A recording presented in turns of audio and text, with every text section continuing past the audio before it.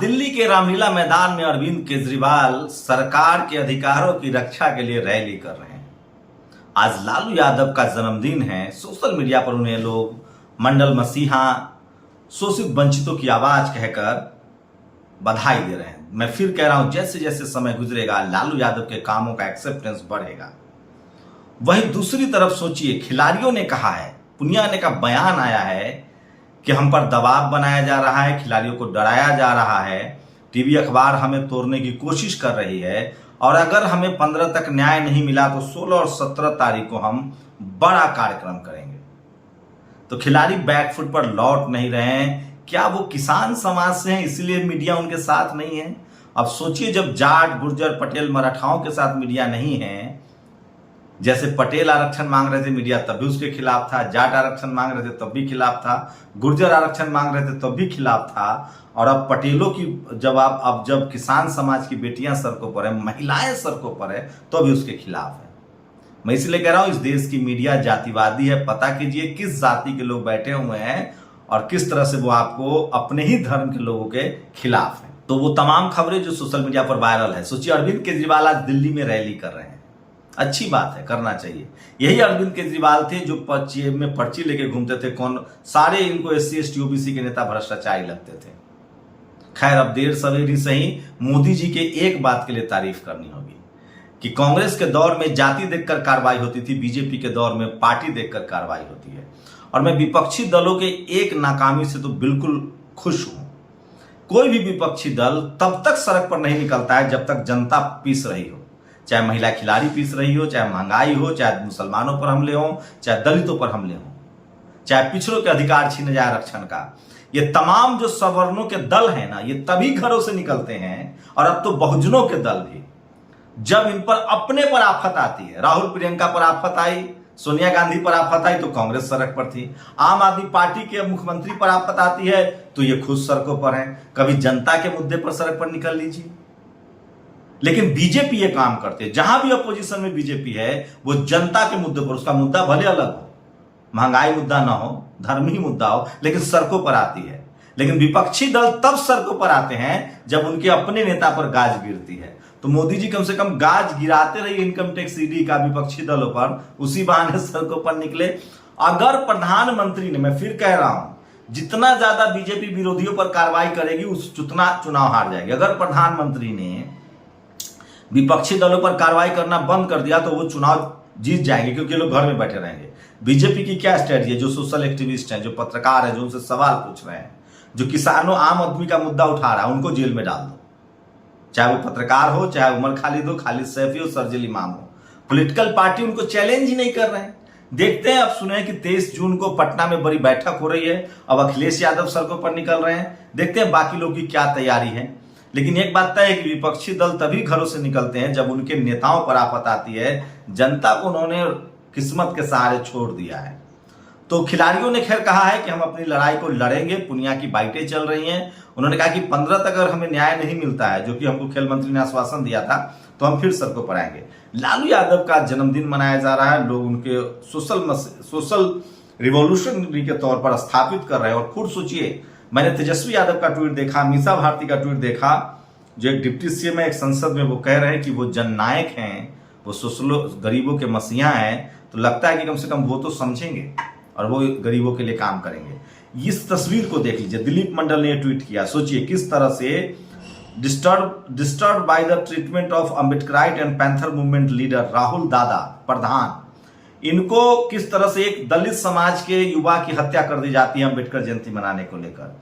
अब किस तरह से ये अमित शाह का एक दौरा था नांदेड़ में, तो ये जो प्रधान है, दादा जो हैं, इनको हिरासत में ले लिया गया था। तो सोचिए, अगर आप बहुजन समाज से हैं तो आप राजनीति भी नहीं कर सकते, आपको किसी के रहमो करम पर जिंदा रहना पड़ता है। तो ये स्थिति है देश में और ये स्थिति बदलनी चाहिए। तो सोचिए, मैं फिर कह रहा हूं, और बीजेपी भली भांति जानती है कि 2022 में उसने सपा को मिले जनादेश को सत्ता से सहारे लूट लिया है। हमारे 86 विधानसभा के परिणाम बदल दिए गए, मेरे पास पुख्ता जानकारी है। चुनाव आयोग ने एक सप्ताह तक 75 जिलों से आए डेटा का फेरबदल करता रहा। 2024 में सत्ता में आने पर CBI इस प्रकरण की जांच और सजा होगी। ये IP सिंह है, समाजवादी पार्टी के प्रवक्ता हैं। इन्होंने ये ट्वीट किया है, देखते हैं क्या होता है। गुजरात के महिसागर जिले में दलित बनकर की मामूली बहस पर सवर्णों ने पीट कर मार डाला। गुजरात केवल हिंदू मुस्लिम भेदभाव की प्रयोगशाला नहीं है, बल्कि दलितों के लिए भी। कभी कभी मूछ रखने पर, कभी डांडिया रास देखने पर, तो कभी मारे जाने के जानवरों के खाल पर। लोग उदित राज से पूछ रहे हैं कि राजस्थान में भी तो यही हो रहा है, उदित राज जी वहां भी बोल दीजिए। तो इस देश के SC ST OBC और किसानों के लिए हर राज कब्रगाह है। स्मृति ईरानी का वीडियो वायरल होने के बाद दैनिक भास्कर ने अपने रिपोर्टर को नौकरी से निकाला। ये राशिद हुसैन है जिसने भास्कर ने माइक ID वापस लिया। विपिन यादव इन्हीं के साथी है जिन्हें भास्कर ने अपना पत्रकार मानने से मना कर दिया, लेकिन हुसैन के मुताबिक विपिन उनके कैमरामैन थे। वैसे स्ट्रिंगरों को सैलरी भी नहीं देते, तो सोचिए कितना बड़ा शोषण है मीडिया में कि जो उनके स्ट्रिंगर काम करते हैं उनको सैलरी नहीं मिलती है। बीजेपी के एक सांसद का सोशल मीडिया पर वीडियो वायरल हो रहा है जिसमें साफ दिख रहा है कि वो किस तरह से पुलिस वाले पर हाथ चला रहे थे। तो आज की ये सबसे बड़ी खबरें है। सोचिए दिल्ली में रैली कर रहे हैं अरविंद केजरीवाल। उस रैली में उनको इस बात से प्रॉब्लम है कि केंद्र सरकार ने अध्यादेश लाया, ये संवैधानिक प्रावधान है। कल केजरीवाल बहुमत से आ जाएंगे, वो भी प्रावधान ला सकते हैं, लेकिन सवाल है कि आज बीजेपी सत्ता में है तो इसकी वजह केजरीवाल है।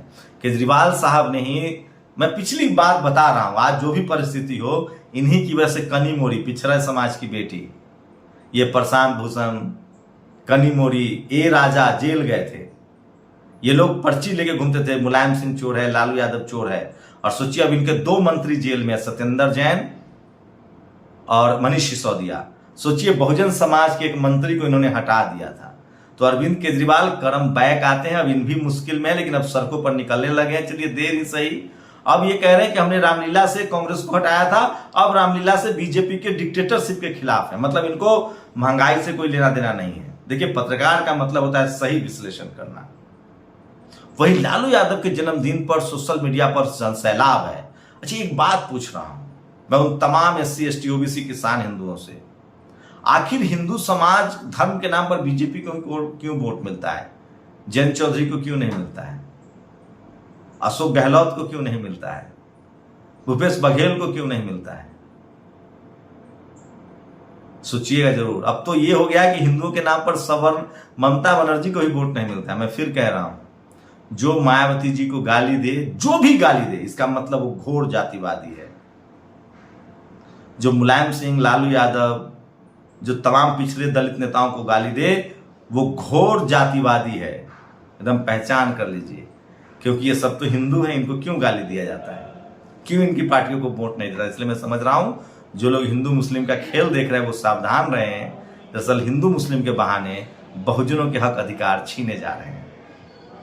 सोचिए इस देश का टीवी अखबार श्वेता सिंह से एक मुस्लिम युवक ने कुछ सवाल पूछ लिए, 40 से ज्यादा यूट्यूबरों का यूट्यूब बंद करवा दिया गया। ये तस्वीर देख लीजिए जो दूसरे विंडो में चल रहा है। वहीं प्रेस क्लब में दर्जनों लोग जुटे थे उमर खालिद को लेकर, किसी टीवी अखबार ने नहीं दिखाया। इस देश के SC ST OBC और किसानों के पास न अपना टीवी है, न अखबार है, न पत्रकार है, न वो मीडिया में है, न जुडिशियरी में है, न कॉलेज यूनिवर्सिटी में है, न ब्यूरोक्रेसी में है, न बिजनेस में है, न खेल में है। सोचिए थोड़ा सा महिला खिलाड़ियों को कुछ पदक मिल रहा था, वहां भी कॉन्स्पिरेसी शुरू हो गई। मैं फिर कह रहा हूं, अगर आप किसान हैं, अगर आप SC ST OBC हैं, अगर आप गरीब ही हैं, तो अपने बच्चों को तालीम के बारे में सोचिए, एजुकेशन के बारे में सोचिए, पढ़ाई के बारे में सोचिए, दवाई के बारे में सोचिए, अस्पताल के बारे में सोचिए, इस देश की सेना के बारे में सोचिए, जिनको अभी भी इतनी कम सैलरी मिलती है। उनको कम से कम कब से उनका पेंशन खत्म हो रहा है। जो पैरामिलिट्री फोर्सेज है, 4 साल की नौकरियां हो रही है।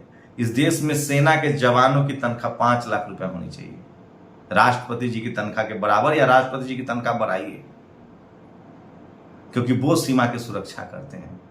राष्ट्रपति प्रमुख हैं इस देश में सेना की, तो सेना की जब तनख्वाह बढ़ेगी, सम्मान बढ़ेगा, तो वो राष्ट्रपति का सम्मान है, इस देश का सम्मान है। जो सेना पर, सीमा पर जवान है, उनकी तनख्वाह 5 लाख हो, उनके परिवार की जिम्मेदारी भारत सरकार ले, ये देश उनका सम्मान करता है। लेकिन इस पर बहस नहीं होगी। गरीब जनता के पेट्रोल, डीजल और गैस पर कौन बहस करता है? सब कुछ जानबूझकर जो मुट्ठी भर लोग हैं, जो धर्म के भी लाभार्थी हैं, जो जाति के भी लाभार्थी हैं, वो इस देश के 90% लोगों को पागल बना रहे हैं, गरीब, लाचार, बेबस बना रहे हैं। शुक्रिया। नेशनल दस्तक की आपसे गुजारिश है कि अगर इसको बचाना चाहते हैं तो नेशनल दस्तक को सब्सक्राइब करने के लिए रेड कलर के सब्सक्राइब बटन को दबाएं, फिर बेल आइकन की घंटी दबाएं। नेशनल दस्तक को बचाने के लिए बहुत जरूरी है कि हर खबर को शेयर करें, लाइक करें, कमेंट जरूर करें।